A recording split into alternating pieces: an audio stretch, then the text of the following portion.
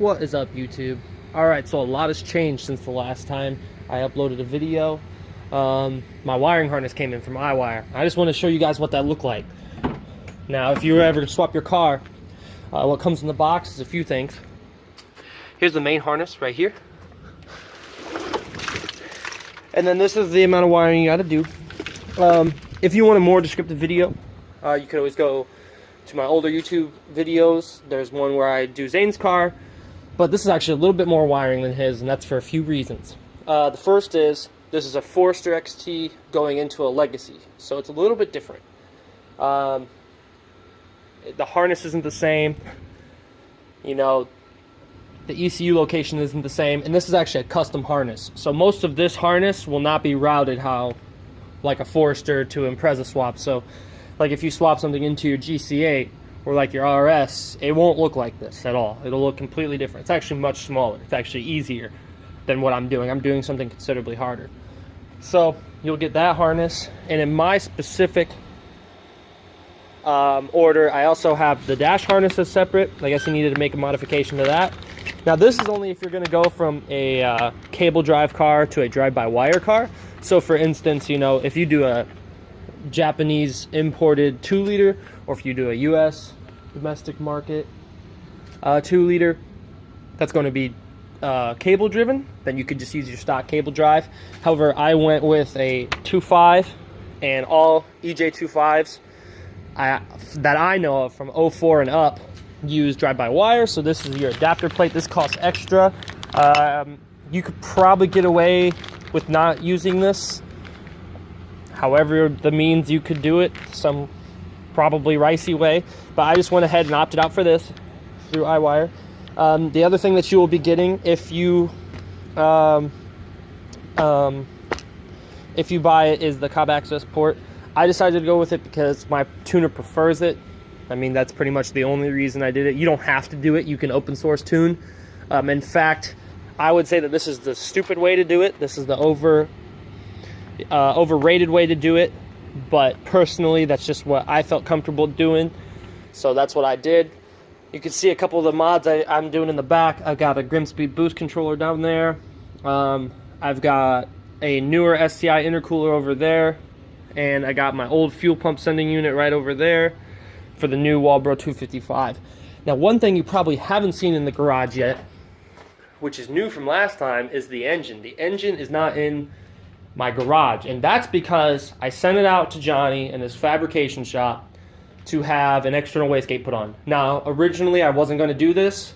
However, I came across one so cheap that I couldn't buy I would never be able to afford that setup again because of the up pipe and the down pipe configuration. It's very expensive. So Johnny's doing it for me at a fraction of a cost, you know, because I already had bought the up pipe. I had already bought the down pipe. They were both catless. They're both stainless. I bought all the flanges he told me to buy, and he gave me a pretty decent deal on it. So that being said, I needed to modify the turbocharger. A couple guys, actually I would say most people would just use the wastegate bracket, and I actually have a spare turbo over here so I can show you exactly what that does. So, on a regular turbocharger, or I should say, on a Subaru turbocharger, this is a VF39, and this is your wastegate solenoid, and all the bar does is make it so this doesn't move in and out, because this will move and open that. Okay, so mine, there's a couple reasons why I didn't get the bracket that holds it down. For one, it had a wastegate crack, which looks kind of like that. And the other reason was the bracket can flutter under high pressure of boost. Some guys say it doesn't, but that's bullshit. I know it does.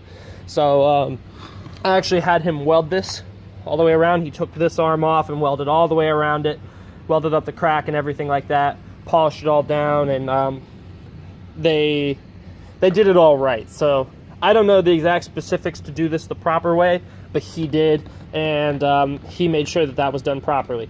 So I have all this deleted, which actually clears up some space, and my wastegate's actually going to come about right here, and the feed and dump points, he said, are all calculated, so he did that for me as well.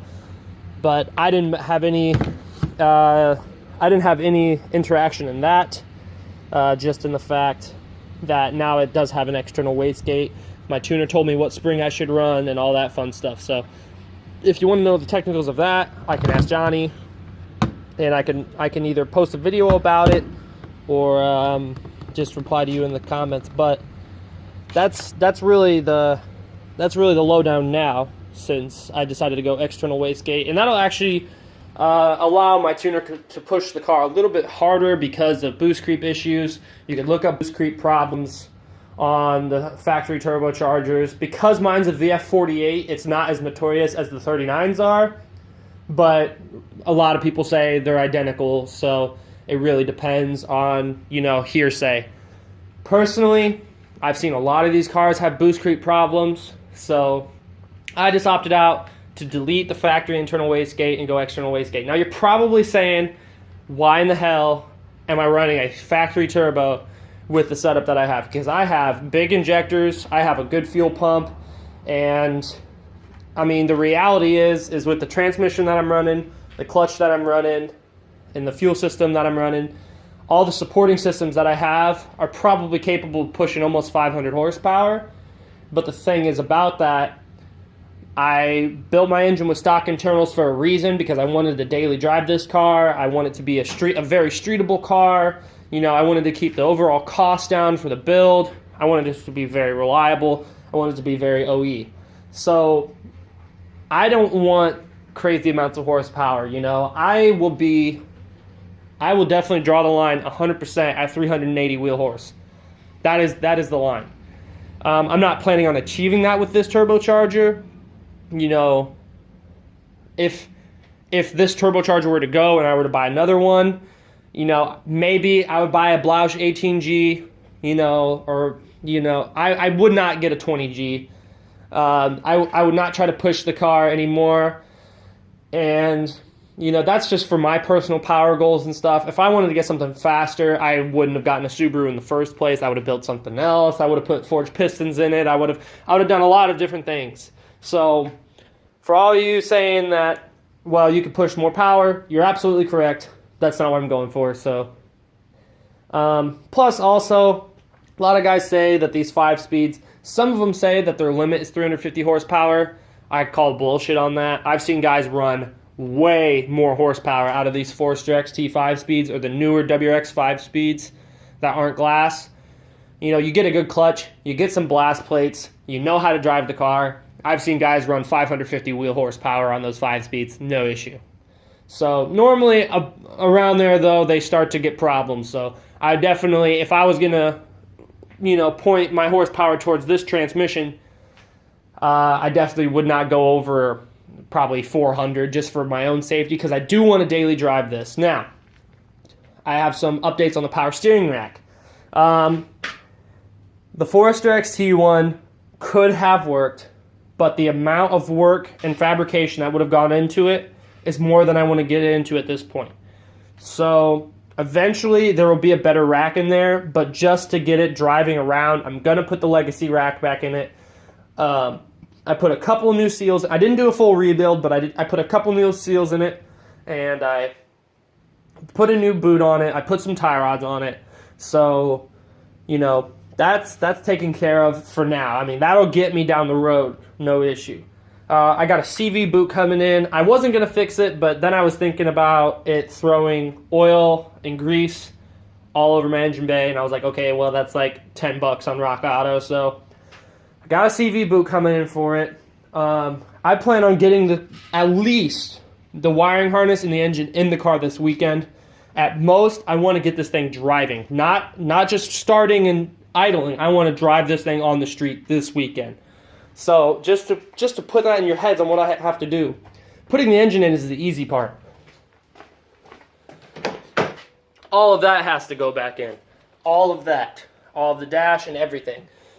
Now, when we did Zane's car, it took me and Zane, it took us 3 days to do it. And that was about the same process as where this car is at. However, his is the first swap that I've ever done. So this should go a little bit faster. Also, the dash installation on this is a little bit more difficult, but at the same time, you know, we had some trip ups with his that I'm not going to have this time because we already know how to avoid it. The first thing that we should have done right away is we should have put the subframe in first before we did everything else. Last time we waited up until we got the harness in the engine, and then we swapped the subframe, and that took almost 4 or 5 hours right there just to do that. I actually have more time in this because of my retrofitting of the power steering and stuff, but I have the control arms from the Forester XT in here. I have the subframe in here, and you notice there is no like secondary subframe. Like these bolts are gone. Well, the reason for that is the subframes in these Legacies, the unibody is the subframe, and it comes around, and it just didn't have it. So it's not really ideal for like racing applications or, you know, reduced deflection and stuff like that. But for the power levels that I'm running, for the way I'm going to be driving this car, I shouldn't see any issues. And if I do start to see some wear issues, you know, I could take it and then I can get some structure put across. But honestly, I really feel that this is totally solid. You know, guys used to run these back in the day. I've seen one online with way more power than mine, and it doesn't have any of this reinforcement or any flexing or anything like that. So I'm totally confident in that. Yeah, so the engine's going to go in this weekend. The harness is going to go in this weekend. Now, whether or not I get the dash in, I get the battery, I get coolant, oil, you know, I get everything to start it, you know, that's another story. But the engine will be in this weekend. The harness will be in this weekend. So even if, you know, everything goes wrong, this will be done by the end of the month. I'm coming to IA in October, so if you guys want to check out the car, if I'm going to be there, it's going to be in this. I'm not going unless I get this done. So, you know, hopefully the car will be there, and by then, I'll have the motor broken in, and because I'm going to daily this, so I probably will have this motor broken in within probably a week. So if I can get it running this weekend, I get everything ironed out by next weekend, that whole week, I should have the motor broken in, and then I'll probably end up buying the clutch and the CV axle rebuild kit I need because the Forester XT CV axle needs rebuilt. Put that trans in, drive it down to Indianapolis, get it pro-tuned by Johnson Tuning, and then take it to IA and do some mad pulls. So it's all happening quite quickly since, you know, I had to wait on the wiring harness. I didn't want to put the engine in. I didn't want to waste my time on a lot of stuff. So now that I safely have the harness, it's about to take off and it's about to be nasty. So, and if you're wondering about Zane's car, I'm pretty sure I mentioned this in the past, but he blew it up. So the reason he blew it up is under speculation. He still hasn't torn it apart or anything like that. Personally, I think it's because he put the eBay turbo on it. I'm not a fan of the eBay turbos.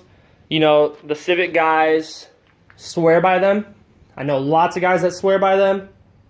It could have nothing to do with the turbocharger, but the turbo that he had on the car was making about 20 pounds of boost, and it said it was a factory replacement TD04. Now, I've seen TD04s make 20 pounds of boost, but that usually means because the wastegate isn't opening. So, you know, was it a detonation problem? I don't know. You know, I'm not here to speculate about it, but his car blew up. Pretty sure it has something to do with oil pressure or something to do with that turbo being fed or sending metal flakes through it or some bullshit. But, yeah, his car's blown up, and now he's got a Volvo, and he wants to come and swap that. And you know, it's got a built motor. We didn't build it. We got it out of a junkyard, like super cheap. So, I mean, it's possible that there was a pre-existing condition. But yeah, he's trying to sell it, and it's like, it's a clean swap because he just doesn't feel like putting the money into the engine, which, I mean, I can understand because you could buy an engine for anything else that actually makes power instead of something like this. It's just not his cup of tea, so yeah, you can hit him up. He's on the Facebooks. That's going to be it for today. I got to go to work. I got to do some homework, and then I'm probably going to start on this tonight with the harness, and then because I can put the harness in before I spray it all down, and I'm probably just going to pull the two front CV axles out of the car because I'm going to trailer it. And Johnny said because the engine's over there, he said it'd be easier just to drop the engine in over at his shop, and then we could trailer the car back than trying to muscle the engine stand and the engine back into the back of a truck. He said that's actually more work. So we're actually going to be putting the engine in over there, and then, you know, cleaning it all up on the way, and then getting it back. So yeah, it'll be pretty sweet. I mean, just to see the engine in it, it'll make it very real for me because, you know, now it's been a 2-year project and it's very abstract. So now that's finally coming together, you know, I just want to get it done. And, you know, I got tons of little things to do before I get it started. Like, I got to buy a new fuel filter because I'm running E85, and that one is who knows how old it is. And I got the CV boot to do, so I got a lot of little stuff to do. Chances are I probably won't start this weekend, but I'm going to try. I'm going to try to get it started this weekend. So, hope you guys liked the video. I'm out.